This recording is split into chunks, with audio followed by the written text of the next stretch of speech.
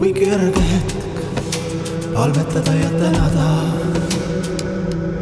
ning jagada seda, mis meile on kingitud. Suure rõõmuga neile, kes seda rohkem vajavad,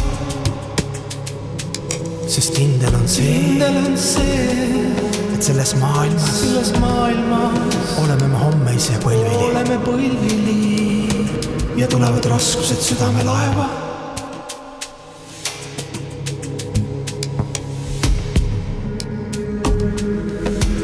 Kogu meie olemus on loodud selleks, et anda kõik edasi tänuga,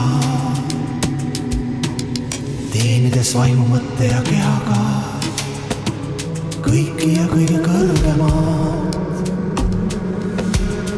Me laulame,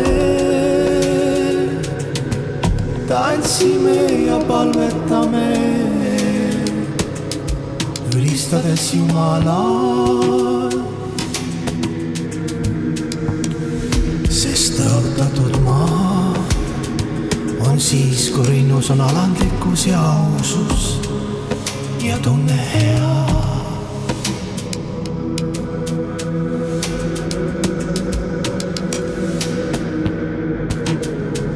Ärme palun unusta kohe, kui on hea või kerge hetk palvetada ja tänada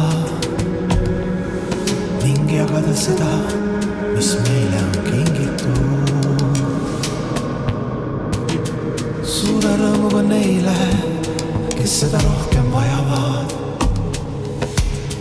sest kindel on see, et selles maailmas oleme me hommeise põlvili ja tulevad raskused südamelaeva.